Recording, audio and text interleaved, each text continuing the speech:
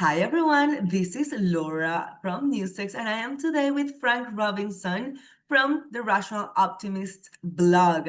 Hi Frank, how are you Hello there. today? I'm good, thank you. No, thank you. It's my pleasure to be in here with you today and, going to have like this amazing conversation. Frank is an author of some books. He writes this blog and he claims that this is all for pleasure.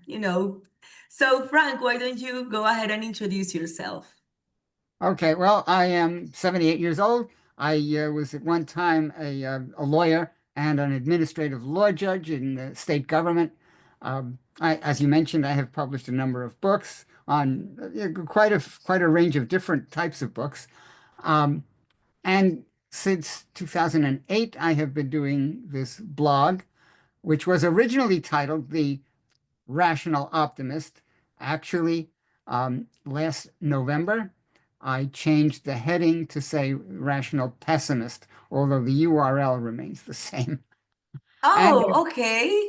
so Okay. I left formal work 28 years ago, and I have a little business that I do. I sell collector coins. So that's who I am. Awesome, awesome.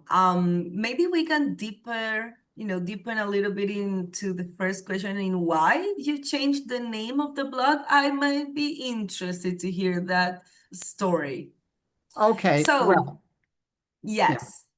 Okay. I wrote a book in 2008 titled The Case for Rational Optimism. And actually, I started the blog trying to promote the book. Um, and in 2008, when I wrote the book, it looked like the world was really going in the right direction in a lot of ways. And most people didn't seem to appreciate it. So I tried to uh, make the case, as the title says, for why people should have an optimistic outlook about the whole world. Now, since that time, it appears in hindsight that that was like a golden moment, that things had been Okay. really going right for a while at that point, and afterwards, it went in the opposite direction in a lot of ways. And Okay. kind of, the coup de grace, if you will, was the election of 2024 in my mind, which was a huge setback for anybody who is an optimist. I still remain a cheerful person, optimistic by character and personality, but Yeah. um, I had to change the title to make a statement about what was happening. Okay. Makes sense. I like that. A bold man. Okay. So, well, you explain why you started the blog 18 years ago, more or less. But what Mhm. keeps you writing these days? Well, quite simply, I have a lot to say. I find that I have a lot to say. Again, I felt that the world in the past number of years has gone in a lot of wrong directions, and especially the last 10 years, starting in 2015 with American politics, I found that I had a lot that I wanted to say. And what I try to do on in my blog is to say things that other people are not saying. I don't want to just echo what 100 other people are saying. I try to only say things that may be a little different and give people a different perspective than they might be Okay. getting elsewhere. Okay. That's great. Like an authentic voice in the sea of information. I like that. Awesome. So, well, your posts, for the people that are watching that they don't know, they mix philosophy, politics, social commentary. How do you pick what do you want to write about? Well, that's a good question. It's just what strikes me. One thing I do, I post a lot of book reviews. If I read a book Okay. and I find something in the book that's worth commentary upon, that I think readers of the blog, not necessarily that they're going to run out and read the book, but what I have to say about it may be worthwhile to them just to read that and get some insight and perspective from that. So I do a lot of book reviews, and I think about the philosophical question, like one that preoccupies me a lot, the nature of consciousness and the self. What is it really to be me or anybody? And I have written quite a few posts exploring that subject. I've read quite a few books on that subject too. So there you go. That kind of thing. That's very interesting. You'll need to send me links to those articles, please. I'll be interested in getting, a little bit of your look into that because, it's a very critical question, you could say. Oh, it's a huge question. Yes. Yeah, like you never know how biased you are, right? This is Oh, well, yeah, it's how the mind works, how people approach questions and issues and even, life questions. It's a very, very definitely, complex and huge subject. definitely. Okay. Well, my next question to you would be a little bit, towards the criticism that you can um, get from readers. How do you respond, to readers who disagree with your either, let's say, optimism or pessimism? What's a fair criticism that you've had? Okay, well, I do get my political orientation is very clear from what I write. I used to be for most of my life until 2017. I was a conservative Republican, considered myself very conservative. Um, I think that the word conservative today has changed its meaning entirely, and I do not associate myself with what passes as Right. conservatism in today's America. But I do have people who comment on my blog, some of them who are acquaintances of mine, and even friends, and they are on the other side politically. And occasionally I will answer what they say in a comment on my blog, but usually I just let it go because I don't think that there is too much to be gained by arguing with people. Um, I believe in free speech, so I don't block any comments. I don't delete any comments or anything like that. I just let people comment. But as far as engaging and answering them, I don't think that's really something I normally want to do. Now you asked me if any of the comments have ever changed my opinions. Well, yes, there have been examples where somebody said something that I hadn't considered and that I took on board as a valid point. Awesome. Okay, I like that. So, yeah, you accept new perspectives, you could say.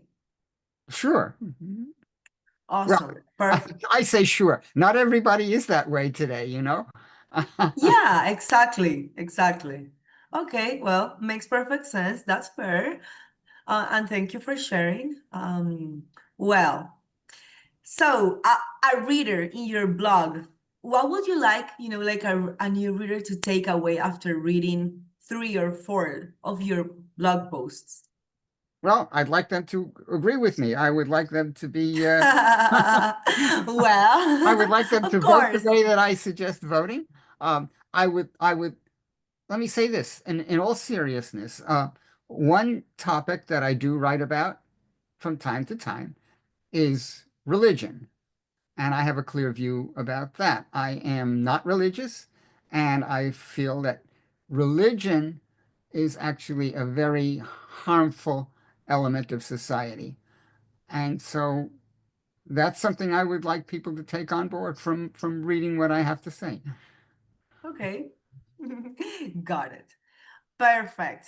Now, going back to the beginning of this blog. And it was with, as you already said, with your book, The Case for Rational Optimism. which, like makes the case that progress is real and explainable by science and history. So I would like to start by asking you, like, what's sparked that book? Was there like one moment that convinced you that this book needed to be written? Yes, I have a good answer to that question. Um, Okay. 2003, I had left my regular job, and my family, we were sitting around a swimming pool, and my wife said to me, "Are you thinking of writing anything?" And because I had written a few books, and I Okay. said, "Nah, there's no subject that really grabs me that I want to tackle." And she said to me, "Why not write for Elizabeth, our daughter, who was 10 years old? Why not write for Okay. Elizabeth everything you'd like her to know?" And I said, that's an interesting idea. So I started to write, and I set a document on my computer. It was labeled "Letter to Elizabeth." Well, it got to be more than a letter. Um, and what Well, what it was a very interesting thing, because what I found was that I had to really interrogate my own beliefs and views in a way, in a deep way that I hadn't really come to grips with in all of my life up to then. And it was a challenge. There were a lot of things I had to really think hard about. I even maybe did a little bit of other reading, and it turned into a book, which was originally it was a book titled Life, Liberty, and Happiness, and it was just setting forth everything that I believed and understood about life and the world. And it was only after that book was published and seeing a little of the feedback about it that I realized that I hadn't really registered what the book was really about. And okay. the optimism thing came through, and I decided, well, I should redo this in a different way, in which the optimistic take upon the world, that this, as you say, um, that there is progress and that we are moving forward in the world, and there's a lot of science and history that shows us how this is happening. Yeah. So so I did another a very different version, with which became the case for rational optimism. Oh, look at that. Okay, so you ended up like launching these two books. Yeah. Awesome. Well, I have to say that your wife sounds like a very smart woman, you Oh, know? yes. Smarter than me. Definitely. Well, that's great, And so, since you changed the name of your blog and now you have like, this look of the world that we are these days, that it's a little bit more pessimistic. Do you disagree with what you wrote back then in that book, The Case for Rational No, Optimism? no, no. I think what I said at the time was right, and a lot of what's in the book is still very valid. Um, Certainly about I talked a lot in there about human psychology, how people function in the world, things like that, and that remains very largely true. Um, Of course. I had a I had a positive outlook on democracy, for example. At the time, democracy seemed to be on a roll. More and more countries were becoming democratic that had not been before. Well, Yeah, that's gone into reverse. So that's, an example. And yeah. frankly, you know, in my blogging over the years, looking back, I see that I was perhaps overly optimistic about a lot of things. Just to get one example that comes to mind, Abiy Ahmed, the head of Ethiopia, when he first came on the scene, he seemed to be doing everything right. And I wrote a blog post just rejoicing. And here was a guy who had come into to lead a country that had been through so much turmoil and awful stuff. And he seemed to be just doing everything right. Yeah. Well, then he turned into a monster. Guess what? I see. Yeah. Absolutely right. Well, it's hard to know how the story is going to conclude, right? Like Mm. you never know.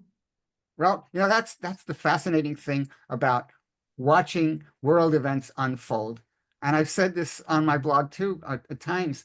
It's a great saga unfolding. It's better than Yeah. physics, and you never know how it's going to go. That's a really nice way to put it. It's fascinating at the end of the day. Mm. Okay, Frank, and what is next for you? Do you have any upcoming plans? Another book, talks, something with I your do. blog? I do talks actually. Our local library has a weekly book talk, and I've done quite a few of those, reviewing books. Um, Nice. but other than that, I have no big plans for my future. I'm not that young anymore, you know. Keep writing until you want, until you like, until you That I enjoy the expect to process. continue. I don't know how I could stop. I don't know how I could. I right now I've got like at least 20 blog posts that I've written without having not posted them yet because I don't like I Wow. try to have some interval between posts, maybe at least 2 days between them. But boy, oh boy, the world keeps throwing stuff at me that I got to write about. Well, I like your passion. I like to know that you're doing this because it gives you joy and pleasure. That's true. So, yeah, I mean, I'm very glad to hear that. And, just see a little bit of learn a little bit from you, your background, your career, like everything that has led to this moment when you are writing for pure joy.